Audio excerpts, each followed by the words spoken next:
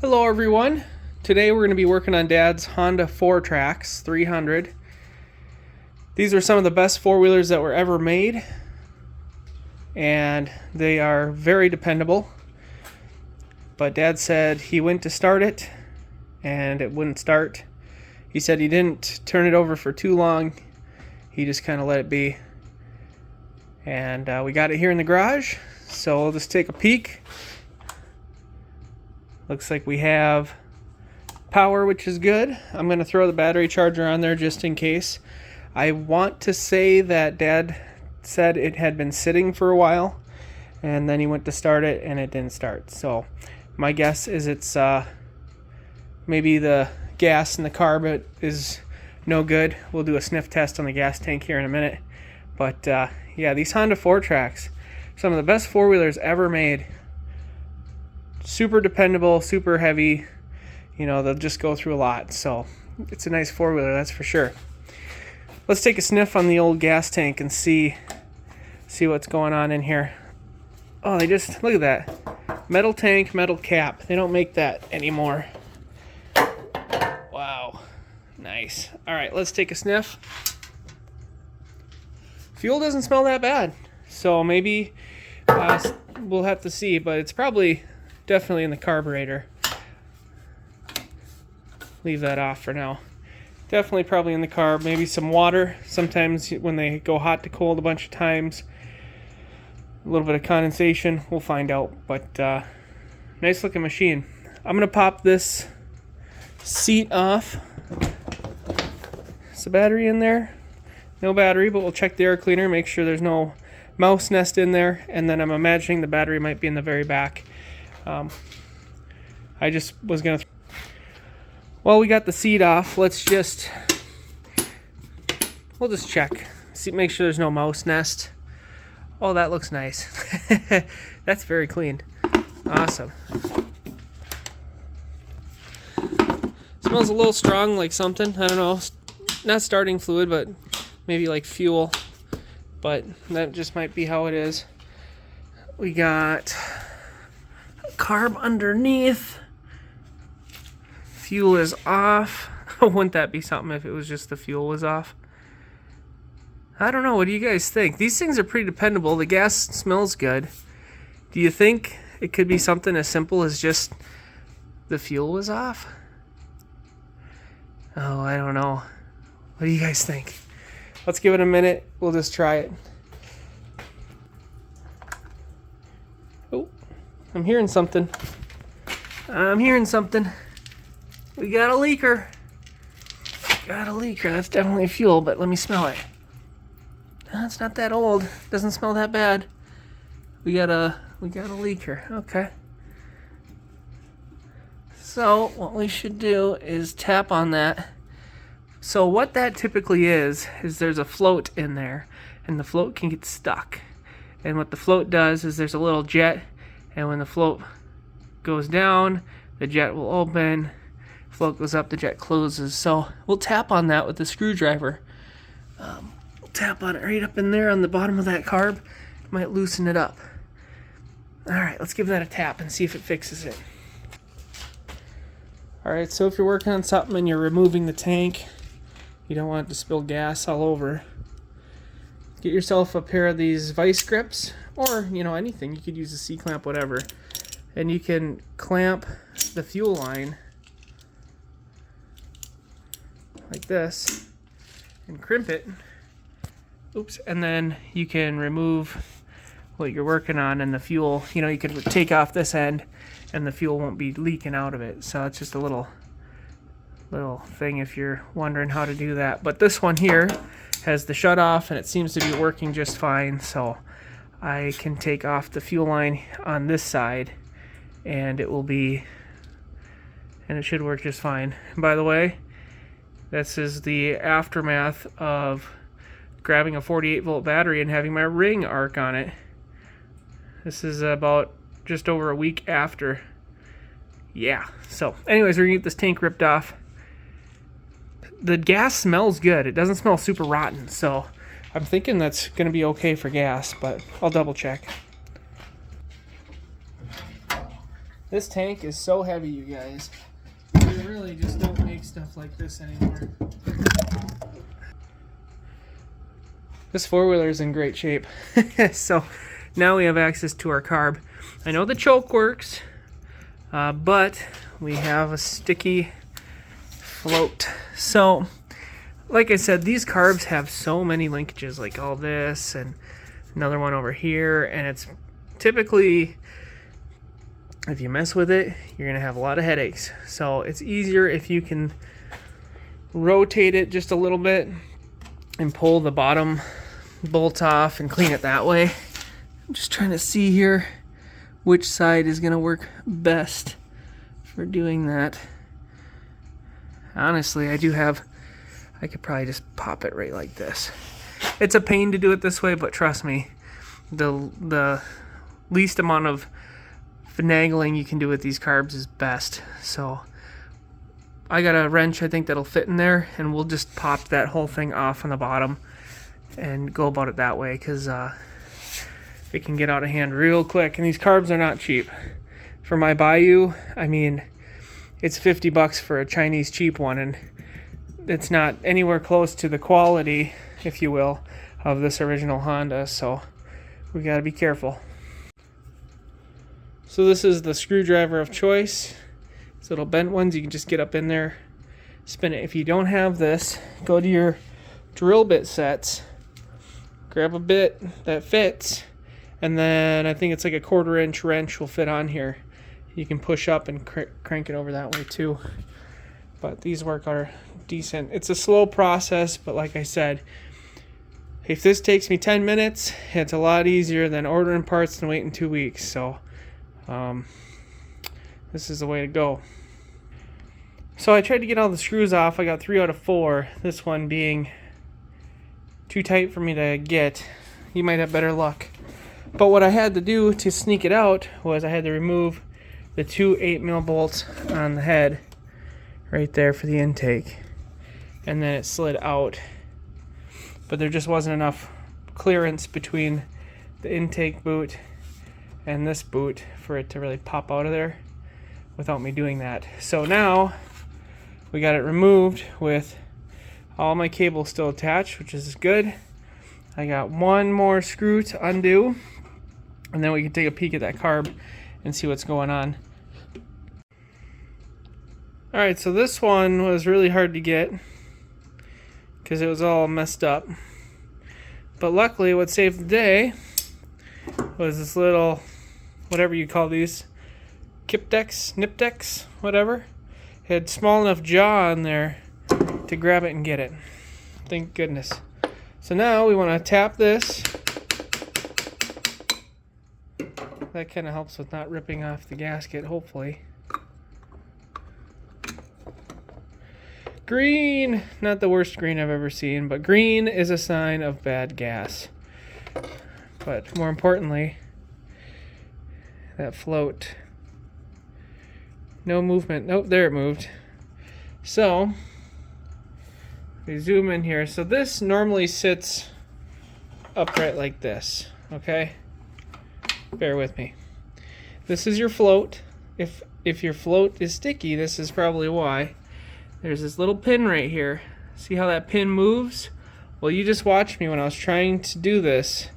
It wouldn't move. Now this thing wouldn't leak. But while I'm in here, I'm going to clean this main jet here, which is just a flat-headed screwdriver to get that out. And what else do we got? So there's 2 jets. There's that one, and then inside, this slides off. That's interesting.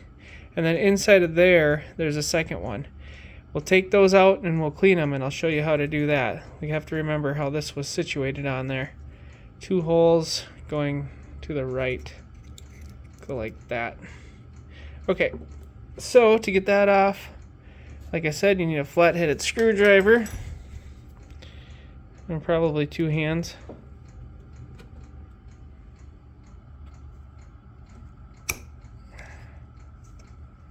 I get it? I think so. Yep. So green is not good. Green is bad gas. And actually, while I have you here, so sometimes you have these two jets, this little one and that little one. This too sometimes has orifices in it. So in these jets, see if I can get this to focus in. There should be light. Yeah, there is light. So that's good. But what we're going to do is we're going to clean this up with steel wool anyways, just because this green gunk can cause a little bit of havoc in that carb. Gotta take that off. I bet you that's a 1/4 inch.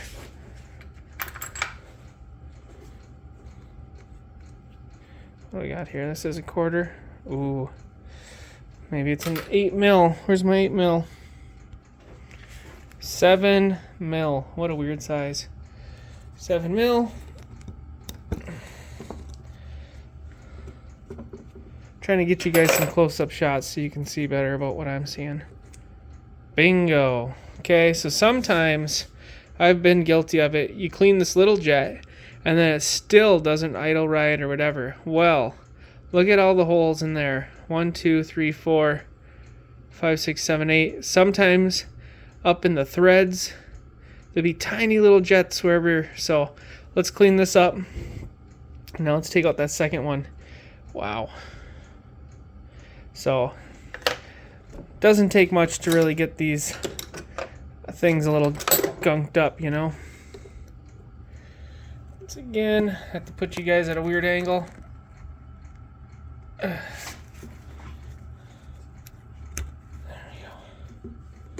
we go. Okay, I need a regular screwdriver. Hang on. Okay.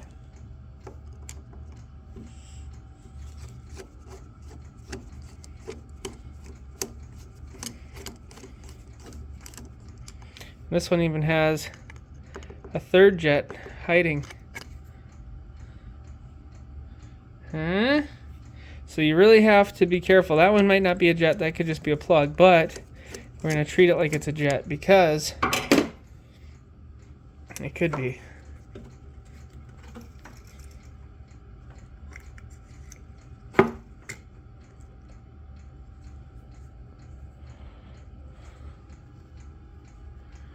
Zoom in.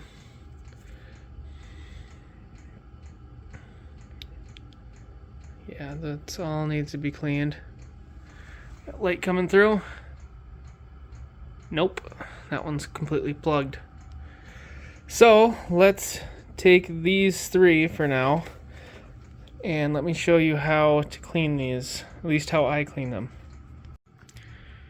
Okay, so normally I have some sort of steel wool. I don't know where it's hiding, but nonetheless, this is how I like to clean these. So this is a tip cleaner for like a welder's tip cleaner, if you will, for cutoff tips or whatever. So they come in different sizes. This is obviously the most used that I have. I got a 2-pack on Amazon. One was bigger than the other. Here's the other one, kind of the same idea. So a tip cleaner, and then, like I said, I normally would use steel wool. I don't know where it's hiding, so I'm going to use a wire brush just to clean off all this gunky junk and bring it back to shine. And then I normally blow it out with compressed air, but I also have some brake clean, so I might just put some of that in there, or carb clean. But, you know, I know there's going to be a comment on this video. You need to get an ultrasonic cleaner. Well, they're $50, which isn't all that expensive, but I just can't justify it. I just don't use it enough or whatever. So this is what I got, and this is what I'll use.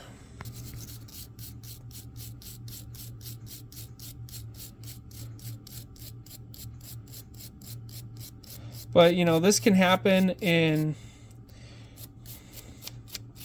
6 months with the fuel nowadays. If you're just putting in, you know, good old 87 with the ethanol in there, it's harder now to find 91 non-ethanol. You can normally find it in little communities that are by lakes.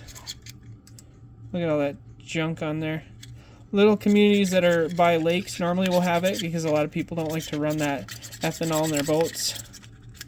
So that's always a thing if you know of like a little lake community.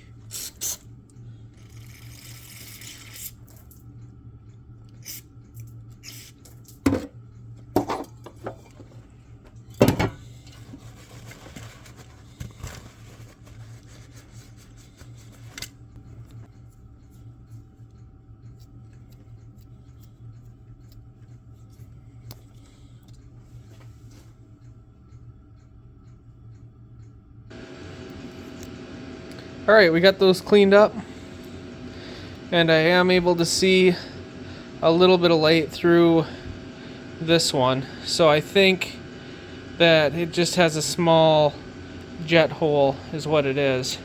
Now, what we are going to do is I'm probably going to remove the float. So I'll show you guys how to do that. That's simple. Just to make sure that the pin is cleaned up good. And then I want to get at this side jet right there. That might be for the choke, possibly. Not 100% sure, but I'll show you guys. This float just holds on with a pin. Oh, this one's easy to come out. There's just a pin in there. Then the float comes off. Now, if you got a sticky float, sometimes, let's say this got water in it or something, sometimes the float will crack and there'll be water. You see the gunk on the pin. There we go. The gunk on the pin, that's what causes it to stick. But also what you're looking for is that the rubber tip is still good. And this, I mean, most of the time these don't really fail, but just something to keep in mind. So I'll clean that up here. Be very careful with that. Now we have this one more side jet, and I think we'll be good.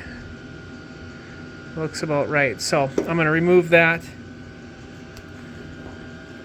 Get a screwdriver here. Just make sure that it is a jet. It's as tight as it can go.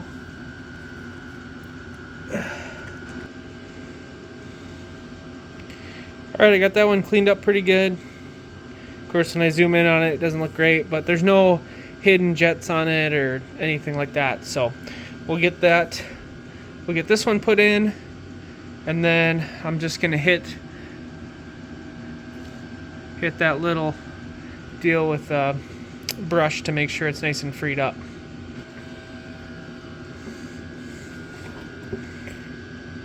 Alright, we got those jets, all three back in. Verify that the float, that's working good. So now, just got to wipe out the bottom of this, which actually looks really good. Probably just tap it. Get that little crusty flake out. And we're going to put this back in. This is just the overflow. So what was happening was the float was sticking in the down position. So when the float is down, it allows, that needle allows fluid, more gas to come in. Well, once the gas fills up the bowl, gets too much, it goes over the overflow here and it starts dumping out on the floor. So that's, and we seen it when we first opened it up, it was sticky, right? So now we're good. Now it should work like it should. So when the fuel level comes up to the proper amount, it plugs off the hole that allows gas to come back in. Pretty simple design, but it works. So anyways, we're gonna get this put back together.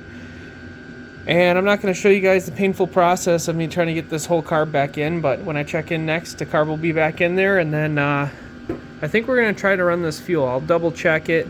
I'll probably open this up and drain a bunch of it out just to be safe, but that fuel seemed fresh, like maybe Dad had put it in there this year. We'll go from there, though. Alright, we got the carb put back in. Man, that thing went in nice. But yeah, she's in there, air filter, everything's reattached. So that should be good. Now we gotta take a peek at this gas tank.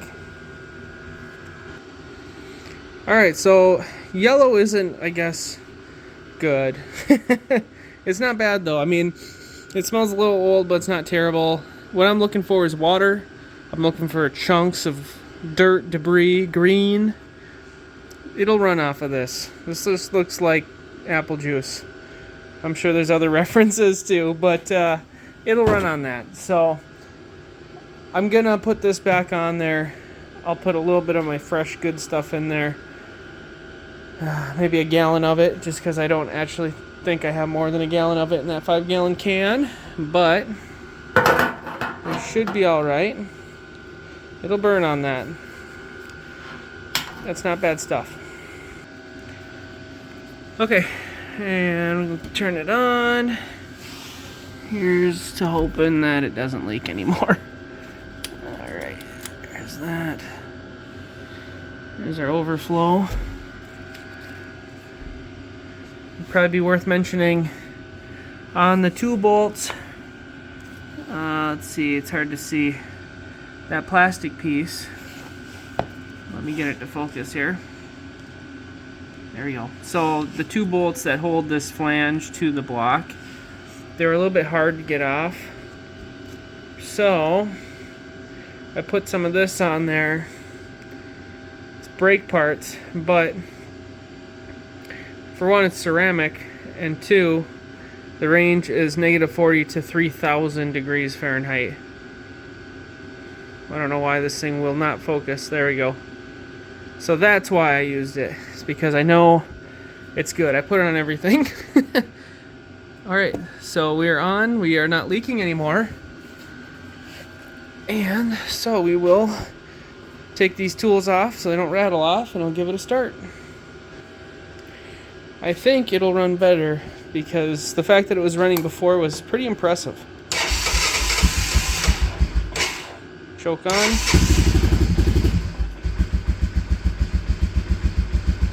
No choke. That's pretty good already.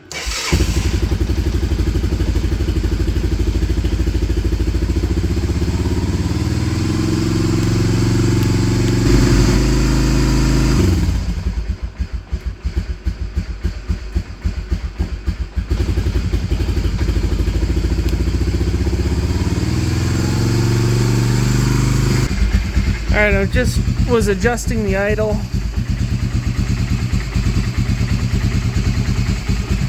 There's a little adjustment knob on that side.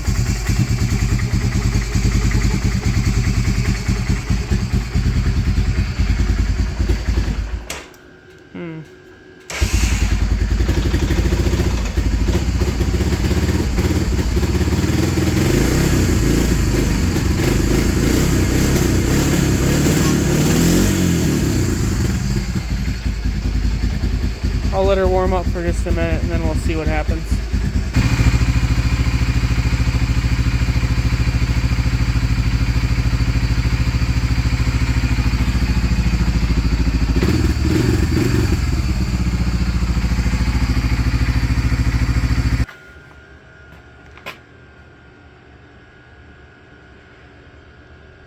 Alright, now that we have that taken care of, that thing's running sweet.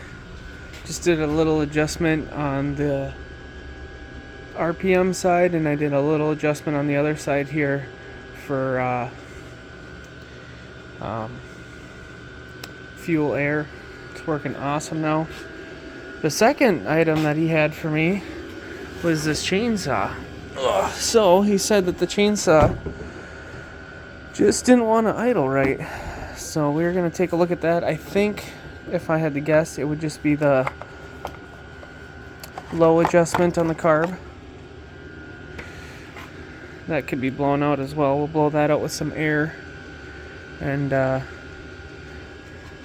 yeah, we'll just take a peek at it and see what we can do. But yeah, there should be 2 adjustments on the carb. Right here, there should be a high and a low. And I'm sure the low just needs a little more to it.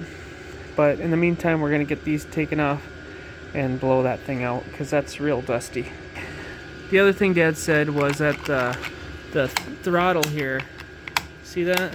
So it should be all the way out like this, but it's not. There's something going on, so I got to look at that. Alright, my heater started making a noise, but whatever. We got this blown off real good. I just closed this, blew it with air. Got that blown up pretty good with air, so that's looking better. So yeah, the high-low adjustment on this chainsaw, it's right here. It's kind of dark. Oh, there's some air. It's a flathead that goes in there. You can see that. So one will be high, one will be low. I don't know which one's which. I'm gonna probably start with this one and adjust it. But before I can adjust it, I have to make sure that this throttle situation works right, because there's no point in adjusting it. Now I'm pulling on it. See that? So it works, and then it clicks out like it's busted, and then you can't get nothing out of it. So when it works, it's just, I don't know what's going on with it. To get it undone, it looks like right in here there's a little tab in there, and it'll take 2 hands, but you'll press in on that, and I think this will just lift off. Alright, so it does lift off, but there's something back here that's, oh, I'm sure there's a screw up in there, but I don't think I'm going to need too much, because look at that, it's not even in its hole. So let me get it in its hole, and then we'll see if it still pops out. Okay, so I think that's what our problem was. Must have got knocked around or whatever, but I don't see enough slack in that, so I think we're going to call that fixed. You know, who knows if it fell on its side, like, you know, let's say it was up and it fell off and then it, boom, it might have rattled it off, but otherwise, you know, yeah, she seems good to me. So I'm just going to put the air filter back on, and then we'll start doing our tuning on it. Alright, so now comes the fun part of tuning this bad boy. I'll stand back a little bit. Essentially, we're going to fire it up, and then we'll just kind of play with it. Dad said it wasn't idling on the low end at all, so we'll see if we can fix it. Let's see. How does this thing even start?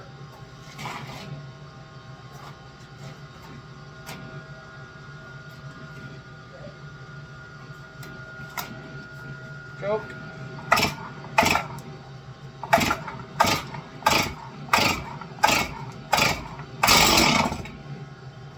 Unchoke.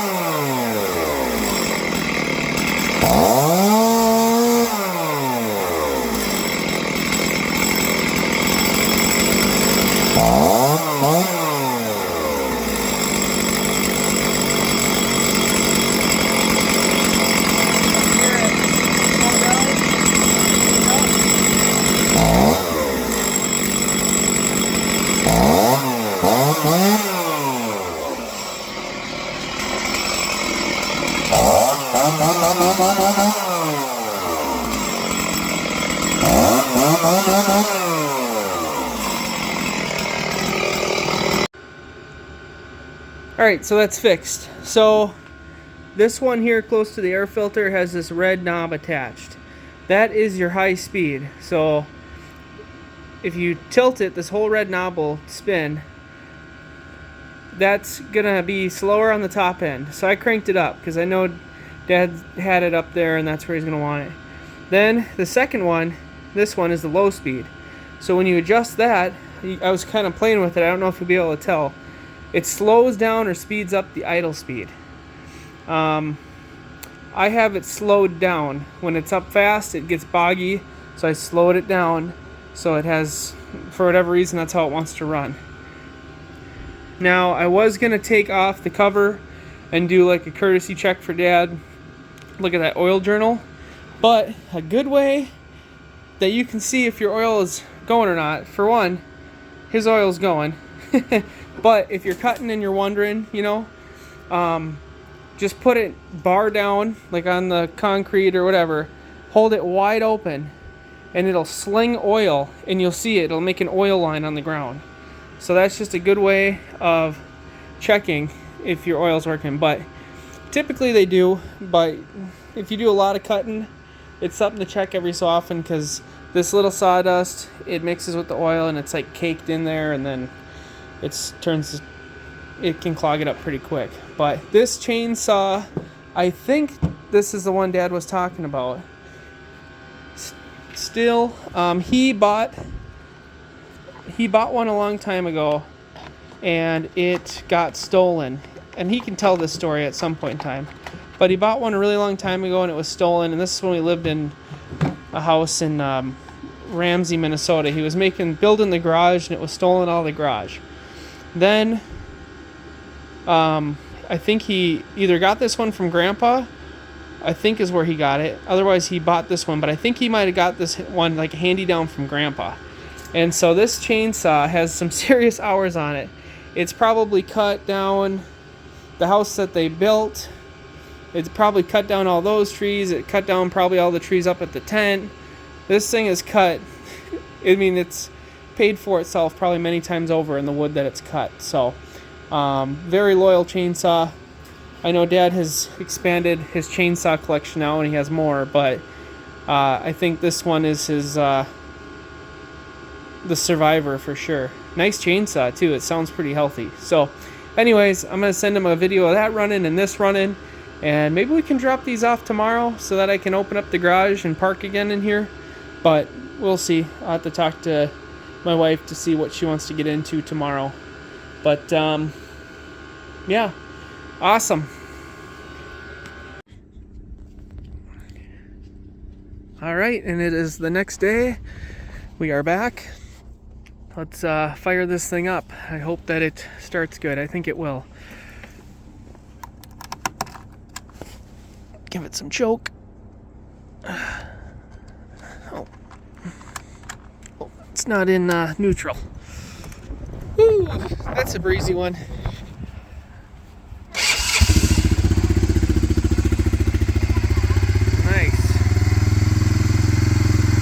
Alright, I just took it off the trailer and made a tiny little loop. I think it's running good. Dad'll have to run it a little bit more than I can. He can ride it around here. And the chainsaw, I started that up. That's working good too. So hopefully he'll have good luck with these now. Alright. It's cold. We're going to hit the road. But thanks a lot for watching, everyone. And I'll see you in another video.